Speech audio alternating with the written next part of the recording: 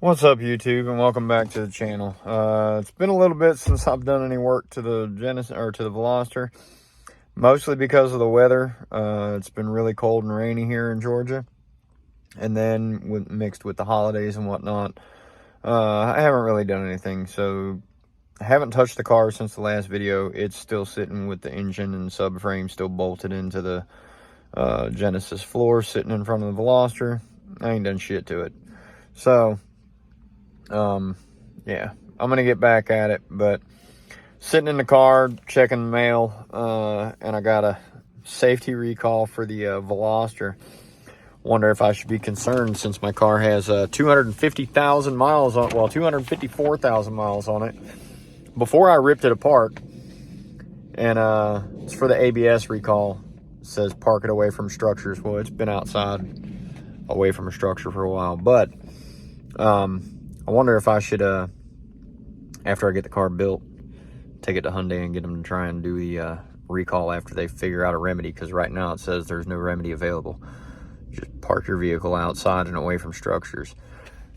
Really nice Hyundai. Anyway, so yeah, I'm gonna start working on the Veloster again.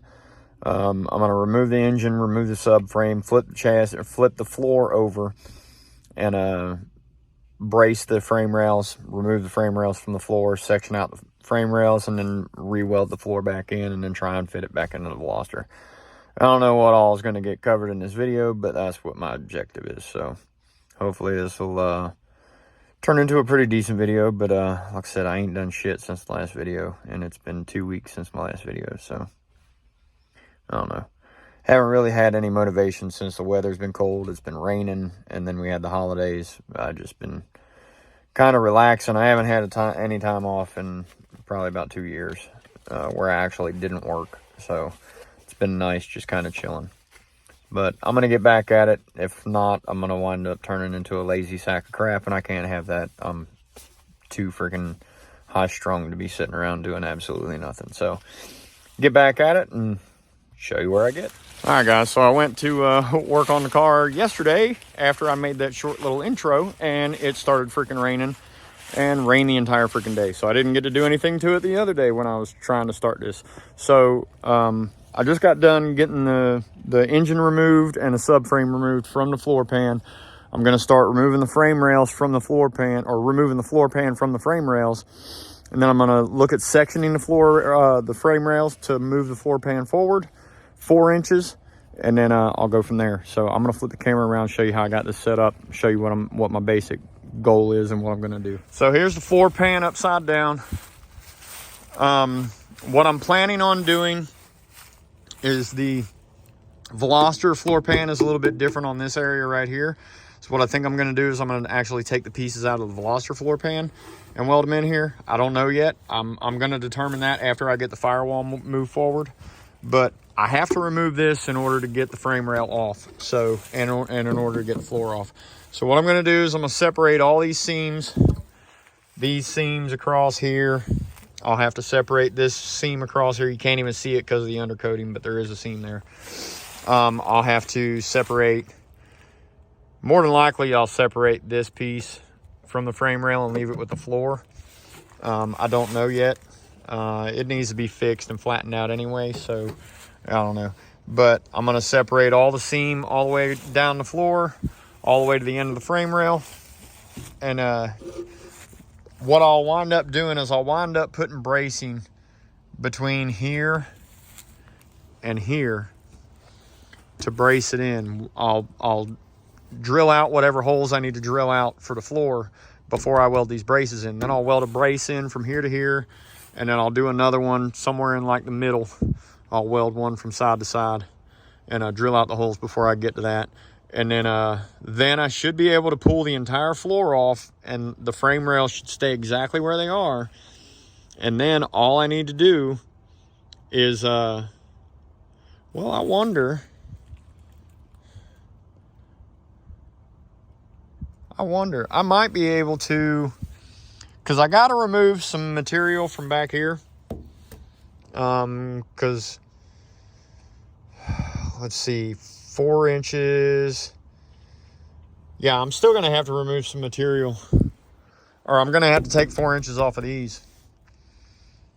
So I wonder if I just take this and cut it 4 inches up and then slide it forward. That'll get me to where this will line it back up. That's probably what I'm gonna do. So I'm more than likely gonna leave these end caps on here, and I'll leave them attached to the floor. I'll separate all the spot welds across here, separate the spot welds that are holding this piece to this piece, and get it to where it'll separate. And same thing over here, do the same thing over here. And then when I trim this, because I'm gonna have to redo these ends, so rather than, I thought I was gonna have to cut these off and then flatten the steel out and do all that, but what I can just do is cut 4.5 inches out of here and then just re-weld it onto here 4.5 inches up. And that'll realign this to the frame rail and keep everything square and nice and sweet and smooth. So I think that's gonna be the correct direction to go. So I'm gonna start working on cleaning all this undercoat off of here. When it's gonna take me a while to get all this stuff off the seams, because it's pretty thick and it does not come off easy. I'm using a wire wheel on a regular grinder, on a side angle grinder, and I mean it rips through it pretty good, but this shit's thick, and when it heats up it starts melting. I don't know of an easier way to take it off other than using the air chisel, and I don't want to do that because I don't want to damage the sheet metal. So I may hit that approach later, but right now that's not what I want to do. So anyway, that's my plan. So when I pick back up, I should have a good majority of this cleaned up and spot welds drilled out and have the frame rails braced in so that I can take the floor off.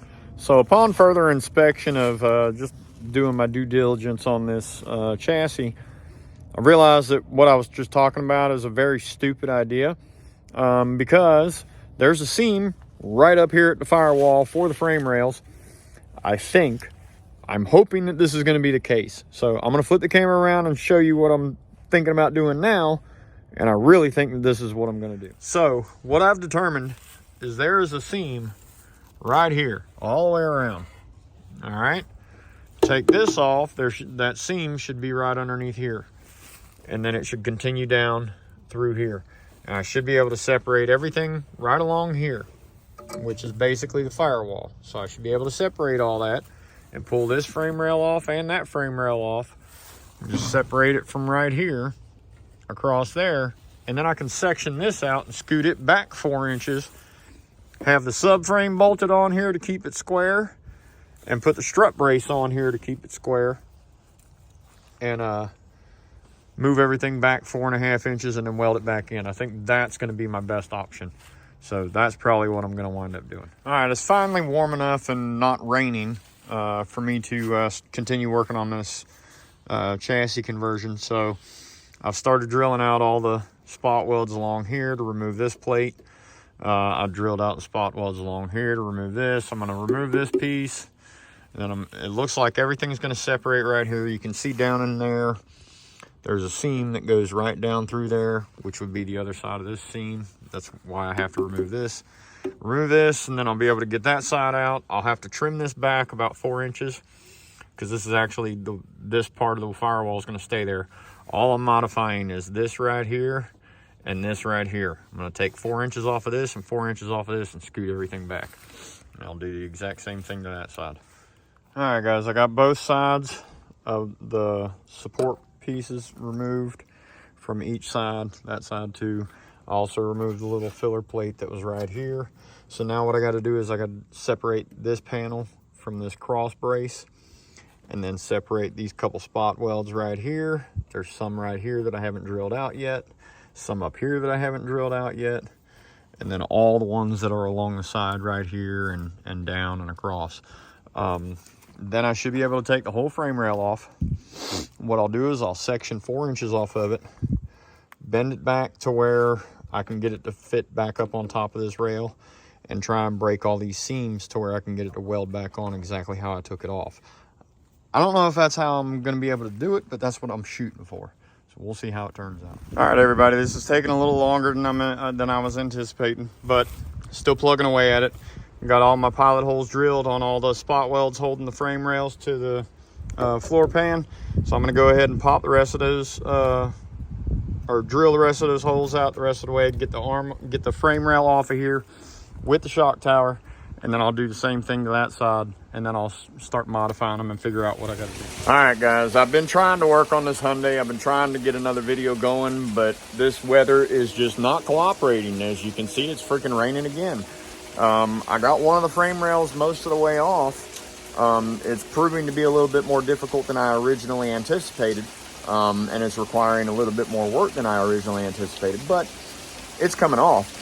And I've got the second frame rail. I've got a lot of the spot welds drilled out. I just haven't started removing it yet because I'm trying to figure it out on one rail.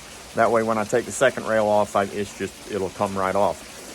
So I'm actually having to completely separate the frame rail into two sections. So I'm having to take the outer shell off so that I can get to some spot welds that are hidden underneath dual layers of metal. So I'm having to pull one side of the rail completely off in order to get down inside of the frame rail to get the other spot welds out.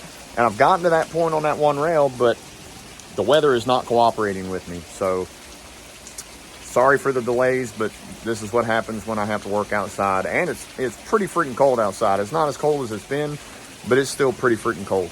But I'd still work in this if it wasn't raining. So I'll give you an update whenever I can. Man, I'm at the mercy of Mother Nature right now.